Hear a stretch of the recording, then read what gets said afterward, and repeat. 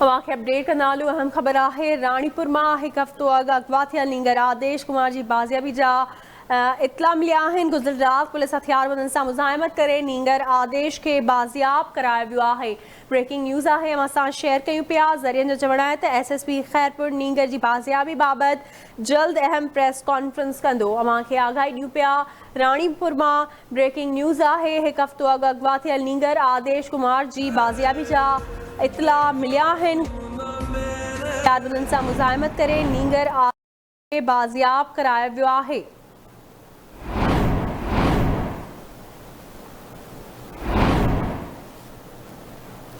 ज़रियनि जो चवणु है SSP खैरपुर नींगर की बाज़ियाबी बाबति जल्द अहम प्रेस कॉन्फ्रेंस कंदो।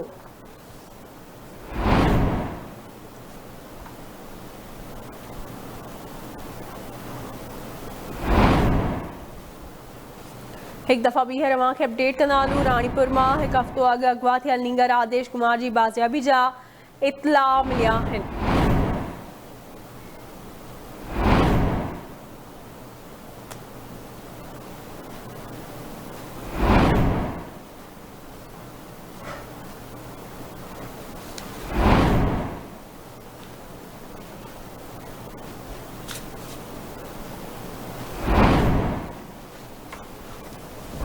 तव्हांखे आगाही ॾियूं पिया। अहम ख़बर है रानीपुर में एक हफ़्तो अॻु अगवा थियल नींगर आदेश कुमार की बाज़ियाबी जा इतला मिलिया आहिनि। गुज़िर रात पुलिस हथियारबंदनि सां मुज़ाहिमत करे नींगर आदेश के बाज़ियाब करायो आहे।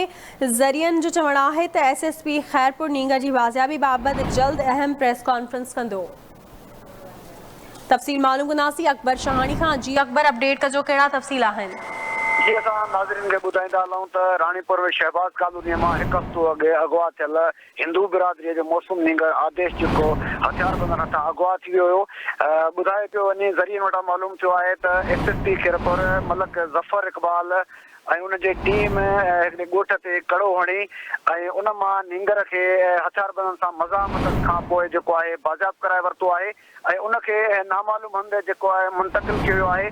जॾहिं त SSP कुझु घड़ियूं पहिरियों रानीपुर पहुतो, जिथे नींगर जे वालिद खे खणी उनखे बि कंहिं ॿिए तरफ़ रवानो कयो वियो आहे।